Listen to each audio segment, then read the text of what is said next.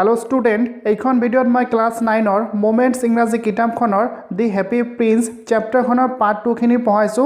চেপ্টাৰখন যেটো খুবেই দীঘল হয় আৰু তোমালোকৰ সুবিধাৰ কাৰণে মই চেপ্টাৰখন পাৰ্ট হিচাপত পঢ়াইছো। এইখন হল পাৰ্ট 2 আৰু পাৰ্ট 1 খিনি মই অলৰেডি পঢ়াই দিছো। তোমালোকে এইখন ভিডিঅ'ৰ শেষত নহলে এই ভিডিঅ'খনৰ ডেসক্ৰিপচনত মই পাৰ্ট 1ৰ লিংকটো দি দিছো। তোমালোকে তাত যাই পেলাই পাৰ্ট 1 খিনি চাই ল'ব পাৰিবা আৰু তোমালোকে পাৰ্ট 2 খিনি চোৱাৰ আগত পাৰ্ট 1 খিনি চাবা, তেনেহলে ভালদৰে বুজিব পাৰিবা। তো যিয়ে নহওক মই এতিয়া পাৰ্ট 2 খিনি ষ্টাৰ্ট কৰিছো। প্ৰতিটো লাইনে মই ধুনীয়াকৈ এক্সপ্লেইন কৰি দিছো, লগতে ডিফিকাল্ট ওয়াৰ্ড মিনিংবোৰ মই বুজাই দিছো। তোমালোকে জাস্ট মনোযোগেৰে শুনিবলৈ চেষ্টা কৰিবা দেই। What is he not solid gold? Said the swallow to himself. He was too polite to make any personal remarks. Personal remark শব্দটোৰ অৰ্থ হৈছে ব্যক্তিগত মন্তব্য। polite শব্দটোৰ অৰ্থ হৈছে ভদ্ৰ বা নম্ৰ, and solid gold means প্ৰকৃত বা আচল সোণ। ওকে, এইখিনিতে আমি বুজিব পাৰিলো যে চৰাইটোৱে যেতিয়া শুনিছিল যে হেপী প্ৰিন্সৰ হাৰ্টটো লেড ধাতুৰে নিৰ্মিত, তেতিয়া চৰাইটোৱে নিজকে এনেকৈ কৈছিল যে what is E not solid gold, যে তেওঁ সলিড গোল্ডৰে নিৰ্মিত নহয় জানো। চৰাইটোৱে এনেকৈ কিয় কৈছিল? কাৰণ চৰাইটোৰ এটা অভ্যাস আছিল যে যিকোনো বিষয়ৰ ওপৰত পাৰ্সোনাল ৰিমাৰ্ক অৰ্থাৎ ব্যক্তিগত মন্তব্য ৰখাৰ অভ্যাস আছিল। Far away, continued the statue in a low musical voice, far away in a little street, there is a poor house. That means মূৰ্তিটোৱে লাহেকৈ খুৰীয়া মাতেৰে ক'বলৈ ধৰিলে যে সেই বহুত দূৰত ৰাস্তাটোৰ ওচৰত এটা দুখীয়া মানুহৰ ঘৰ আছে। One of the windows is open and through it I can see a woman seated at the table. তো মূৰ্তিটো ইয়াত ক'লে যে সেই দূৰত থকা দুখীয়া মানুহৰ ঘৰটো মই দেখিব পাৰিছো আৰু ঘৰটোৰ খিৰিকীবোৰৰ এখন খিৰিকী খোলা আছে, যিখন খিৰিকীয়েদি মই দেখিছো যে ঘৰৰ ভিতৰত এজনী মহিলা টেবুলৰ ওচৰত বহি আছে। Her face is thin and worn, and she has coarse, red hands, all pricked by the needle, for she is a seamstress. Seamstress শব্দটোৰ অৰ্থ হৈছে ছোৱালী দৰ্জী, needle শব্দটোৰ অৰ্থ হৈছে বেজী, prick শব্দটোৰ অৰ্থ হৈছে বিন্দা, red hand means ৰঙা হাত, coarse শব্দটোৰ অৰ্থ হৈছে খহটা, thin and worn means বেমাৰত পাতল বা শুকি জীৰ্ণ হৈ যোৱা। ওকে, তো এইখিনিতে আমি বুজিব পাৰিলো যে দূৰৰ পৰা হেপী প্ৰিন্সে খিৰিকীয়েদি দেখা সেই মহিলাজনী যিজনীয়ে টেবুলৰ ওচৰত বহি আছিল, সেইজনী আছিল এজনী সিমেষ্ট্ৰেছ অৰ্থাৎ মহিলা দৰ্জী। আৰু সেই মহিলা দৰ্জীৰ হাত দুটা বেজীৰে বিন্দাৰ ফলত খহটা আৰু ৰঙা হৈ পৰিছিল, আৰু মহিলা দৰ্জীৰ মুখমণ্ডলখন পাতল, শুকান আৰু জীৰ্ণ হৈ পৰিছিল, কাৰণ তেখেতে বেমাৰত ভুগি আছিল। She is embroidering flowers on a satin gown for the loveliest of the queen's maids of honor to wear at the next court ball. Court ball means ৰাজসভাত কৰা নৃত্য পৰিবেশন। Queen's maid means ৰাণীৰ সেৱা শুশ্ৰূষা জনোৱা তিৰোতাসকল। Gown means মহিলাসকলে ওপৰত পিন্ধা এক প্ৰকাৰৰ loose dress. Satin means silk অৰ্থাৎ ৰেশমী, and embroidery শব্দটোৰ অৰ্থ হৈছে কাপোৰ বা চোলাৰ ওপৰত কৰা এক প্ৰকাৰৰ ডিজাইন। ওকে, তো এইখিনিতে আমি বুজিব পাৰিলো যে যিজনী সিমেষ্ট্ৰেছ আছিল তেখেতে কুইনৰ যিজনী মেইড আছিল, এই মেইডজনীয়ে ৰাজসভাত নৃত্য পৰিবেশন কৰাৰ কাৰণে যিখিনি গাউনৰ প্ৰয়োজন আছিল সেই গাউনৰ ওপৰত ফুলত এম্ব্ৰইডাৰিং কৰি আছিল। In a bed in the corner of the room, her little boy is laying ill. Ill শব্দটোৰ অৰ্থ হৈছে অসুস্থ। তাৰপিছত হেপী প্ৰিন্সৰ মূৰ্তিটো এনেকৈ ক'বলৈ ধৰিলে যে সৌটো ৰুমৰ কৰ্নাৰত এখন বিচনা আছে, সেই বিচনাত সিমেষ্ট্ৰেছ অৰ্থাৎ মহিলা দৰ্জীগৰাকীৰ এজন সৰু ল'ৰা আছে, তেখেতে সেই বিচনাৰ ওপৰত অসুস্থ অৱস্থাত পৰি আছে। He has a fever and is asking his mother to give him oranges. অৰ্থাৎ ল'ৰাজন অসুস্থ, ডেট মিন্স তেখেতৰ জ্বৰ আহিছে, যাৰ বাবে বিচনাৰ ওপৰত শুই আছে আৰু তেখেতৰ মাৰ পৰা অৰেঞ্জ অৰ্থাৎ কমলা বিচাৰি আছে। His mother has nothing to give him but river water, so he is crying. তেখেতৰ মা ইমানে দুখীয়া আছিল যে তেখেতক খাবলৈ দিয়াৰ কাৰণে একোই না আছিল নদীৰ পানীৰ বাহিৰে, সেইকাৰণে ল'ৰাজনে কান্দি আছিল। Swallow, swallow, little swallow, will you not bring her the ruby out of my sword hilt? My feet are fastened to this pedestal and I cannot move.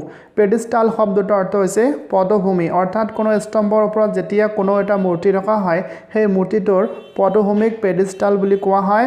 ফাচেন শব্দটোৰ অৰ্থ হৈছে লক আপ অৰ্থাৎ বন্ধ কৰি ৰখা বা আবদ্ধ কৰি ৰখা। sword hilt means তৰোৱালৰ হেণ্ডেল।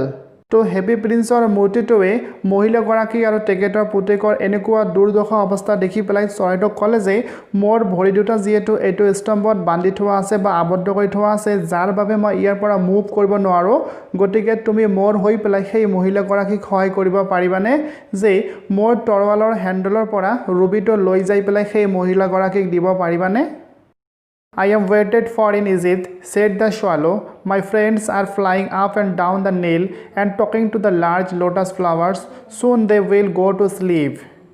তো হেপী প্ৰিন্সৰ মূৰ্তিটোৱে যেতিয়া চৰাইটোক সহায় কৰিবলৈ কৈছিল তেতিয়া চৰাইটোৱে এনেকৈ উত্তৰ দিছিল যে মোৰ বন্ধুসকলে মোৰ বাবে ইজিপ্তত অপেক্ষা কৰি আছে গতিকে মোৰ অতি সোনকালে ইজিপ্তলৈ যাব লাগিব মোৰ বন্ধুসকলে নীল নদীত আপ ডাউন ফ্লাইং কৰি আছে ডেট মিন্স উৰি আছে আৰু সিহঁতে সেই নদীত থকা ডাঙৰ ডাঙৰ লোটাছ অৰ্থাৎ পদুম ফুলৰ লগত সিহঁতে খেলি আছে and soon they will go to sleep আৰু অতি সোনকালে সিহঁতে টোপনি যাব গতিকে মোৰ ইজিপ্তলৈ যোৱাটো খুবেই প্ৰয়োজন The prince asked the swallow to stay with him for one night and be his messenger.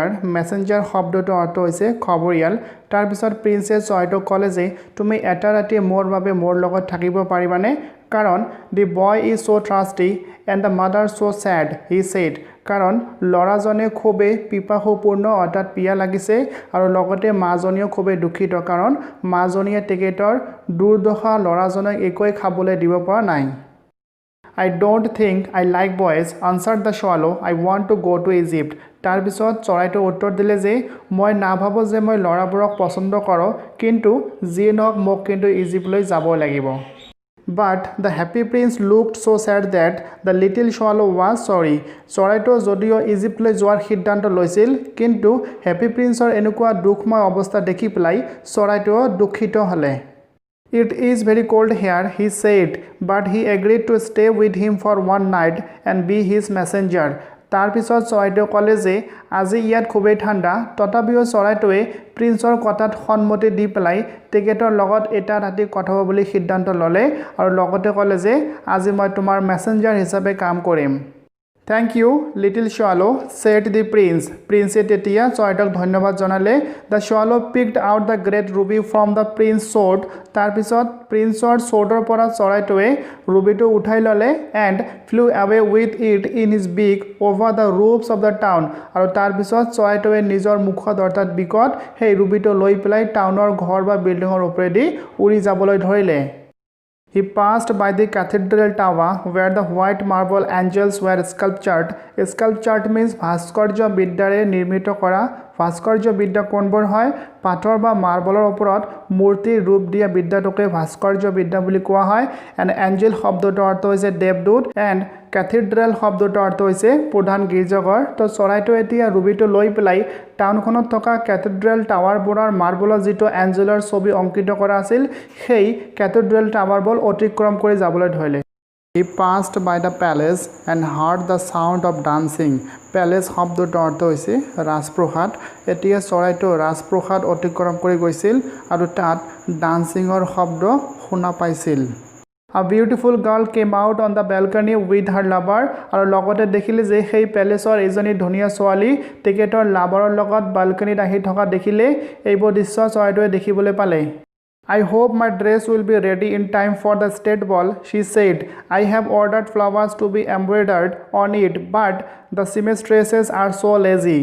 Okay, তো ইয়াত আমি কি বুজিব পাৰিলোঁ যে পেলেছৰ বালকনিত যিজনী ধুনীয়া ছোৱালীয়ে তেখেতৰ লাভাৰৰ লগত আহিছিল সেই ছোৱালীজনীয়ে তেখেতৰ লাভাৰক এইখিনি কথা কৈ আছিল যে যিটো ড্ৰেছ মই ষ্টেট বলৰ কাৰণে বনাবলৈ দিছিলোঁ সেইটো হয়তো যথা সময়ত ৰেডি হ'ব আৰু লগতে ছোৱালীজনী ক'লে যে সেই ড্ৰেছটোত মই ফুলৰ এম্ব্ৰইডাৰী কৰিবলৈ দিছোঁ কিন্তু লগতে ছোৱালীজনী আকৌ ক'লে যে চিমেষ্ট্ৰেছসকল খুবেই লেজি হয় সিহঁতে সময়মতে দিব পাৰিবনে নাই সেইটো আকৌ সন্দেহজনক ইয়াত কোনটো ড্ৰেছৰ কথা কোৱা হৈছে ইয়াত সটিন গাউন এই ড্ৰেছটোৰ কথা কোৱা হৈছে যিটো ড্ৰেছ সেমেষ্ট্ৰিজনীয়ে বনাই আছিল আৰু ইয়াত ধুনীয়া ছোৱালী কোনজনী হয় ইয়াত ধুনীয়া ছোৱালীজনী হ'ল কুইনৰ মেইড অফ অনাৰ He passed over the river and saw the lanterns hanging on the mast of the ship.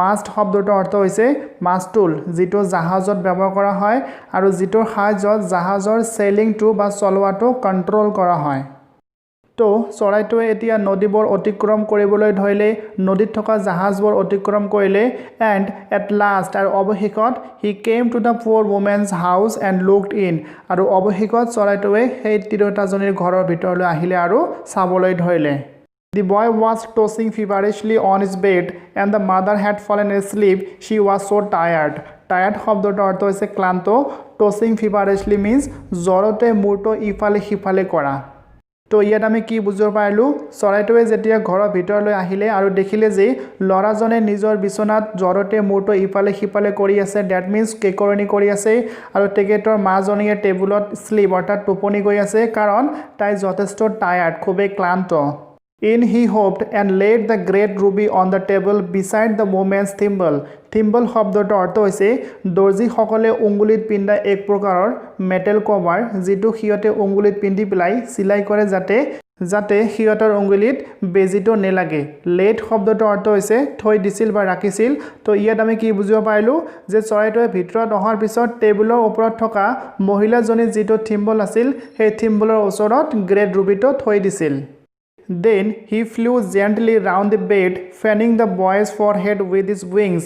Wings শব্দটোৰ অৰ্থ হৈছে চৰাইৰ ডেউকা forehead means কপাল and fanning শব্দটো এদি বুজাইছে ইয়াত যে চৰাইৰ ডেউকাৰেদি দিয়া বতাহখিনি ওকে চৰাইটো এতিয়া জেণ্টলি উৰাণ মাৰিলে আৰু লাহেকৈ চৰাইটোৱে নিজৰ ডেউকাৰেদি সেই ল'ৰাজনৰ কপালত মিহি আৰু কোমল বতাহ দি গ'ল How cool I feel, said the boy. তাৰ পিছত ল'ৰাজনে ক'লে কিমান যে ভাল অনুভৱ কৰি আছোঁ মই I must be getting better আৰু লাহে লাহে মই ভাল হ'মেই and he sank into a delicious slumber. Slumber শব্দটোৰ অৰ্থ হৈছে গভীৰ নিদ্ৰা and delicious শব্দটোৰ অৰ্থ হৈছে তৃপ্তিকৰ আৰু ল'ৰাটোৱে তৃপ্তিকৰ গভীৰ নিদ্ৰাত নিদ্ৰিত হ'ল Then the swallow flew back to the happy prince and told him what he had done. তাৰ পিছত চৰাইটোৱে সেইখিনি কাৰ্য কৰাৰ পিছত হেপী প্ৰিন্সৰ ওচৰলৈ উভতি আহিলে অহাৰ পিছত হেপী প্ৰিন্সক ক'লে যে তেওঁ তাত যাই পেলাই কি কাম কৰিছিল ইট ইজ কিউৰিয়াছ হি ৰিমাৰ্কড তাৰ পিছত চৰাইটোৱে মন্তব্য ৰাখিলে যে ইট ইজ কিউৰিয়াছ মিন্স অদ্ভুত অৰ্থাৎ খুবেই আচৰিত ধৰণৰ কাম এটা চৰাইটোৱে কৰি আহিলে এইখিনি কথা হেপী প্ৰিন্সক চৰাইটোৱে ক'লে But I feel quite warm now, although it is so cold. Although শব্দটোৰ অৰ্থ হৈছে যদিও warm means গৰম and quite means সম্পূৰ্ণ আৰু লগতে চৰাইটো ক'লে মই এতিয়া খুবেই গৰম অনুভৱ কৰি আছোঁ যদিও এতিয়া খুবেই ঠাণ্ডা ইয়াত এটা কথা হ'ল চৰাইটোৱে কিয় গৰম অনুভৱ কৰি আছে কাৰণ চৰাইটো এতিয়া ভাল বা মহান কাম এটা কৰি আহিলে যাৰ বাবে চৰাইটোক ঠাণ্ডাৰ পৰিৱৰ্তে গৰমহে অনুভৱ হৈ আছে That is because you have done a good action, said the prince. তাৰ পিছত প্ৰিন্সে ৰিপ্লাই দিলে যে তোমাক এতিয়া ঠাণ্ডাৰ পৰিৱৰ্তে গৰম লাগিছে কাৰণ তুমি এটা ভাল কাম কৰি আহিলা And the little swallow began to think and then fell asleep. আৰু তেতিয়া চৰাইটোৱে সেই কাৰ্যখিনিৰ বিষয়ে চিন্তা কৰিবলৈ ধৰিলে আৰু লাহে লাহে টোপনিলৈ গ'ল Thinking always made him sleepy. Thinking means চিন্তা অৰ্থাৎ চিন্তাই তেখেতক সদায় টোপনিলৈ লৈ যায় When day broke, he flew down to the river and had a bath. তাৰ পিছত ৰাতিপুৱা হৈ গ'ল এতিয়া চৰাইটোৱে নদীলৈ গ'লে আৰু নদীলৈ যোৱাৰ পিছত গা ধুলে Tonight I go to Egypt, said the swallow, and he was in high spirits at the prospect. Prospect শব্দটোৰ অৰ্থ হৈছে hope, that means Asha. In high spirit means উল্লাস. ওকে তো এইখিনিতে আমি বুজিব পাৰিলোঁ যে আজি ৰাতি চৰাইটোৱে ইজিপ্তলৈ যোৱাৰ আশাত উল্লাস হৈ পৰিছে আৰু এনেকৈ ক'বলৈ ধৰিছে যে Tonight I go to Egypt. He visited all the monuments and sat a long time on top of the church steeple. Steeple শব্দটোৰ অৰ্থ হৈছে চূড়া Church steeple means গীৰ্জাৰ চূড়া অৰ্থাৎ গীৰ্জাৰ টাৱাৰ Monuments শব্দটোৰ অৰ্থ হৈছে কীৰ্তিস্তম্ভ বা স্মৃতিস্তম্ভ তো ইয়াত কোৱা হৈছে চৰাইটোৱে যিমানবোৰ কীৰ্তিস্তম্ভ আছিল সকলোখিনিকে ভিজিট কৰিছিল আৰু শেষত এটা চাৰ্চ ষ্টেপল অৰ্থাৎ চাৰ্চৰ টাৱাৰত আহি বহুত দীঘলীয়া সময়লৈকে বহি আছিল When the moon rose, he flew back to the happy prince. যেতিয়া চন্দ্ৰটো উদয় হৈছিল that means যেতিয়া সন্ধিয়া হৈছিল তেতিয়া চৰাইটোৱে চাৰ্চ ষ্টেপলৰ পৰা হেপী প্ৰিন্সৰ ওচৰলৈ উৰি আহিছিল আৰু কৈছিল Have you any commissions for Egypt? He cried. I am just starting.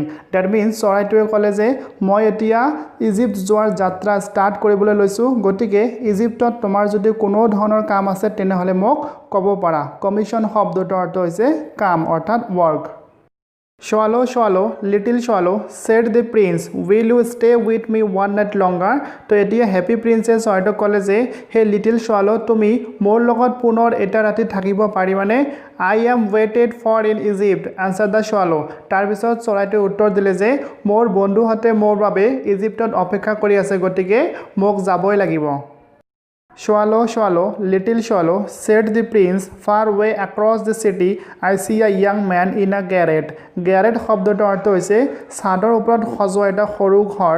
তো ইয়াত হেপী প্ৰিন্সে চৰাইটোক এনেকৈ ক'লে যে লিটিল swallow, চিটিখনৰ সিফালে বহুত দূৰত মই এটা সৰু ঘৰ দেখা পাইছোঁ য'ত এজন য়াং মেন আছে।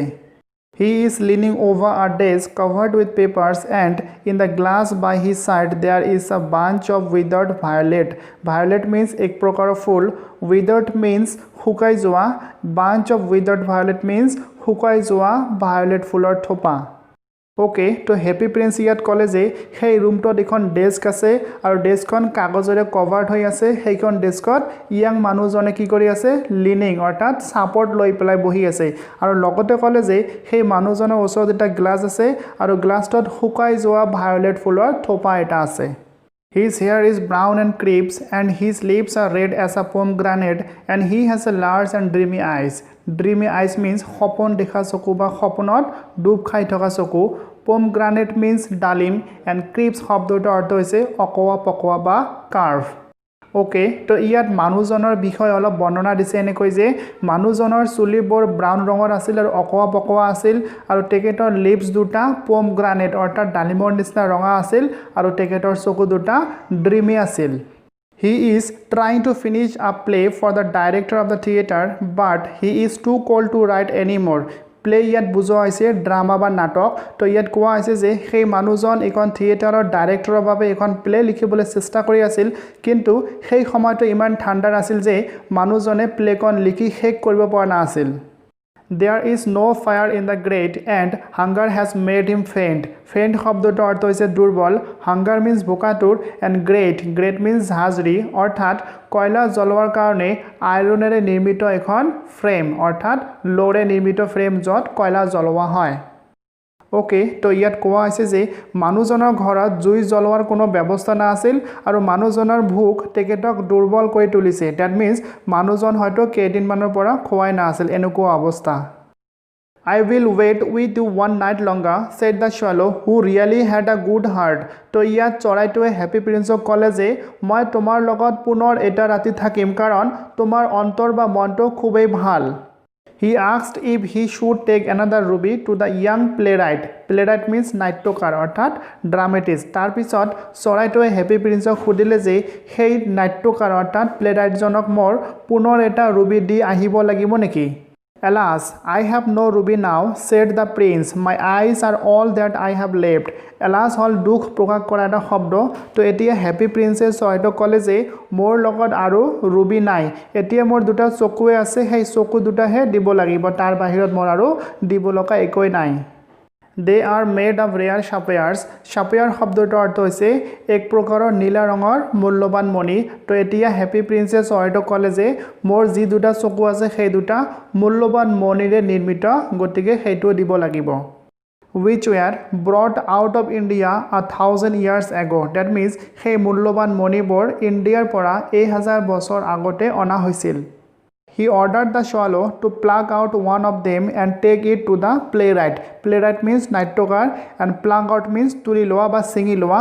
তাৰপিছত হেপী প্ৰিন্সে চৰাইটোক অৰ্ডাৰ কৰিলে যে তুমি মোৰ চকু দুটাৰ পৰা এটা মণি তুলি লোৱা বা ছিঙি লোৱা আৰু সেইটো লৈ যাই পেলাই সেই প্লেৰাইটজনক দি আহাগৈ।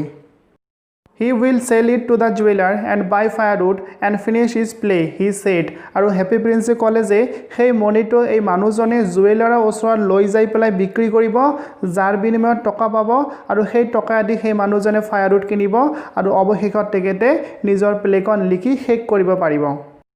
Dear prince, said the swallow, I cannot do that, and he began to weep. Weep means কান্দা। তো ইয়াত চৰাইটোৱে হেপী প্ৰিন্সক ক'লে যে হে মৰমৰ ৰাজকুমাৰ, মই এইটো কৰিব নোৱাৰিম। ডেট মিনছ মই তোমাৰ চকুৰ পৰা মণিটো তুলি ল'ব নোৱাৰিম। আৰু এনেকৈ কৈ পেলাই চৰাইটোৱে কান্দিবলৈ ধৰিলে। Swallow, swallow, little swallow, said the prince, do as I command you. Command means নিৰ্দেশ দিয়া। তো ইয়াত ৰাজকুমাৰজনে চৰাইটোক ক'লে যে হে লিটিল swallow, মই তোমাক যিখিনি কৰিবলৈ ক'লোঁ তুমি সেইখিনি কৰাগৈ। So the swallow plucked out the prince's eye and flew away to the young man's garret. Pluck out means ছিঙি লোৱা। তো ৰাজকুমাৰ ডেট মিন্স প্ৰিন্সৰ নিৰ্দেশ মৰ্মে চৰাইটোৱে ৰাজকুমাৰৰ চকু এটা তুলি ল'লে আৰু সেইটো লৈ পেলাই সেই য়ং মেনৰ গেৰেট লৈ যাত্ৰা আৰম্ভ কৰিলে। It was easy enough to get in as there was a hole in the roof. Hole means ফুটা আৰু ইয়াত কোৱা হৈছে যে ঘৰটোৰ ভিতৰত সোমাটো খুবেই সহজ কাৰণ ঘৰটোৰ ছাদত এটা ফুটা আছিল যিটোৱেদি ভিতৰত সোমা খুবেই সহজ। Get in means ভিতৰত সোমোৱা। Through this he darted and came into the house. Dart শব্দটোৰ অৰ্থ হৈছে দ্ৰুত গতিৰে আগুৱাই যোৱা আৰু সেইটো হ'লেদি সেই চৰাইটোৱে দ্ৰুত গতিৰে আগুৱাই যাই পেলাই ঘৰৰ ভিতৰত সোমাই পৰিলে। The young man had his head buried in his hands, so he did not hear the flutter of the bird's wings, and when he looked up he found the beautiful shepherd lying on the withered violet. Flutter শব্দটোৰ অৰ্থ হৈছে ডেউকাৰ শব্দ আৰু বেৰিড শব্দটোৰ অৰ্থ হৈছে পুতাই ৰখা অৰ্থাৎ ইয়াত বুজোৱা হৈছে মানুহজনৰ মূৰটো নিজৰ হাতৰ মাজভাগত সোমাই ৰখাটোকে বুজোৱা হৈছে। ওকে, তো এইখিনিতে আমি বুজিব পাৰিলোঁ যে যেতিয়া চৰাইটোৰ ভিতৰত সোমাইছিল তেতিয়া মানুহজনে নিজৰ মূৰটো হাত দুটাৰ মাজভাগত ৰাখি পেলাই বহি আছিল। সেইকাৰণে চৰাইৰ ডেউকাৰ শব্দখিনি শুনিব পৰা নাছিল আৰু চৰাইটো তেতিয়া সেই মণিটো উইদাউট ভায়োলেট ফুলৰ ওচৰত ৰাখি পেলাই গুচি আহিছিল আৰু মানুহজন যেতিয়া সাৰ পাইছিল বা উঠিছিল তেতিয়া সেই মণিটো তাতে বিচাৰি পাইছিল। I am beginning to be appreciated, he cried. This is from some great admirer. Now I can finish my play, and he looked quite happy. Admirer means শুভকাংক্ষী। ওকে, এতিয়া ইয়াং প্লেৰাইট মানুহজনে ক'বলৈ ধৰিলে যে মোৰ শুভকাংক্ষী মানুহসকলে হয়তো এইটো মণি দি পেলাই মোক সহায় কৰিলে, গতিকে মই এতিয়া খুবেই সুখী, মই হেপী এতিয়া আৰু এতিয়া মই মোৰ প্লেখিনি ফিনিছ কৰিব পাৰিম। The next day, the swallow flew down to the harbor. He sat on the mast of a large vessel and watched the sailors working. Sailor শব্দটোৰ অৰ্থ হৈছে নাবিক and vessel শব্দটোৰ অৰ্থ হৈছে কেইখনমান ডাঙৰ ডাঙৰ জাহাজৰ সমষ্টি and harbor means বন্দৰ অৰ্থাৎ য'ত জাহাজবোৰ ৰখা হয়। ওকে, তো ইয়াত আমি বুজিব পাৰিলোঁ যে দি নেক্সট ডে অৰ্থাৎ পিছৰ দিনা চৰাইটোৱে হাৰ্বাৰলৈ গুচি গৈছিল। তাত যাই পেলাই এখন জাহাজৰ মাষ্টত বহি আছিল আৰু তাত থাকি পেলাই নাবিকসকলে যিখিনি কাম কৰি আছিল সেইখিনি লক্ষ্য কৰি আছিল। I am going to Egypt, cried the swallow, but nobody minded, and when the moon rose, he flew back to the happy prince. চৰাইটোৱে তাত বহি পেলাই চিঙৰি আছিল আৰু এনেকৈ কৈ আছিল যে আজি মই ইজিপ্তলৈ যাম, কিন্তু তেখেতৰ এনেকুৱা কথাত কোনেও মন দিয়া নাছিল আৰু যেতিয়া চন্দ্ৰটো উদয় হৈছিল ডেট মিন্স সন্ধিয়া হৈছিল তেতিয়া চৰাইটোৱে পুনৰ হেপী প্ৰিন্সৰ ওচৰলৈ উভতি আহিছিল। I have come to bid you goodbye, he cried. Bid you goodbye means বিদায় জনোৱা। তো চৰাইটোৱে হেপী প্ৰিন্সক ক'লে যে মই ইয়াত উভতি আহিছোঁ তোমাক গুডবাই জনাবলৈ অৰ্থাৎ বিদায় জনাবলৈ। Swallow, swallow, little swallow, said the prince, will you not stay with me one night longer? তাৰপিছত হেপী প্ৰিন্সে চৰাইটোক পুনৰ এবাৰ ৰিকুৱেষ্ট জনালে যে তুমি মোৰ লগত পুনৰ এটা ৰাতি থাকিব পাৰিবানে? It is winter, answered the swallow, and the snow will soon be here. আৰু চৰাইটো এতিয়া ৰিপ্লাই দিলে যে it is winter, that means এতিয়া শীতকাল, গতিকে অতি সোনকালে স্নো অৰ্থাৎ বৰফ পৰিবলৈ ষ্টাৰ্ট হ'ব। In Egypt, the sun is warm on the green palm trees and the crocodiles lie in the mud and look lazily about them. মাড শব্দটোৰ অৰ্থ হৈছে বোকা। তো এতিয়া চৰাইটোৱে ক'লে যে এতিয়া কিন্তু ইজিপ্তত গৰম আৰু লগতে ক'লে গ্ৰীণ পাম ট্ৰিজৰ তলত বোকাত ক্ৰকডাইলসমূহে লেজিলি ওপৰৰ ফালে চাই থাকে। In the square below, said the happy prince, there stands a little match girl. Match girl means দিয়া সলাই বনোৱা ছোৱালী। তো এতিয়া হেপী প্ৰিন্সে চৰাইটোক ক'বলৈ ধৰিলে যে in the square below, that means তাত এজনী ছোৱালী আছে যিজনী হ'ল মেচ গাৰ্ল, সেই ছোৱালীজনী তাতে থিয় দি আছে। She has let her matches fall in the gutter and they are all spoiled. Spoiled means নষ্ট হৈ যোৱা আৰু gutter means নালা নৰ্দমা। হেপী প্ৰিন্সে ক'লে যে হেপী প্ৰিন্সে ক'লে যে সেই ছোৱালীজনী হাতত থকা মেচবোৰ অৰ্থাৎ দিয়া সলাইবোৰ তেখেতৰ হাতৰ পৰা গাঁতৰত পৰি গৈছে আৰু সেইবোৰ নষ্ট হৈ গৈছে। Her father will beat her if she does not bring home some money and she is crying. আৰু লগতে ক'লে সেই ছোৱালীজনী এতিয়া কান্দি আছে কাৰণ সেই ছোৱালীজনীৰ হাতত যিখিনি DSLR আছিল সেইখিনি গাঁতৰত পৰি পেলাই নষ্ট হৈ গৈছে যাৰ বিনিময়ত ছোৱালীজনী এতিয়া টকা উপাৰ্জন কৰিব নোৱাৰিব আৰু যদি ঘৰত টকা লৈ নাযায় তেনেহ'লে তেখেতৰ দেউতা তেখেতক প্ৰহাৰ কৰিব She has no shoes or stockings and her little head is bare. Bare means nogno. Stocking শব্দটোৰ অৰ্থ হৈছে মোজা and shoe means জোতা আৰু লগতে ক'লে যে সেই ছোৱালীজনীৰ জোতাও নাই মোজাও নাই আৰু তেখেতৰ সৰু হেডটো bare. Pluck out my other eye and give it to her and her father will not beat her. তেতিয়া প্ৰিন্সেছ হয়তো ক'লে যে মোৰ যিটো চকু আছে সেইটো লৈ যোৱা সেইটো তুলি লোৱা আৰু লৈ যাই পেলাই সেই ছোৱালীজনীক দিয়া আৰু যাৰ ফলত তেখেতে হাতত টকা উপাৰ্জন কৰিব পাৰিব আৰু যাৰ ফলত তেখেতৰ দেউতা তাইক আৰু প্ৰহাৰ নকৰিব তো ডিয়াৰ ষ্টুডেণ্টছ মই পাৰ্ট 2 খিনি ইয়াতে সমাপ্ত কৰিলোঁ চেপ্টাৰটো যিহেতু খুবেই দীঘল হয় আৰু তোমালোকৰ সুবিধাৰ কাৰণে মই চেপ্টাৰটো পাৰ্ট হিচাপত বনাইছোঁ ইয়াতে পাৰ্ট 2 খিনি সমাপ্ত হ'ল পাৰ্ট 3 খিনি তোমালোকে নেক্সট ভিডিঅ'ত পাই যাবা তো আজিলৈকে এইখিনিয়ে ধন্যবাদ হেভ আ গুড ডে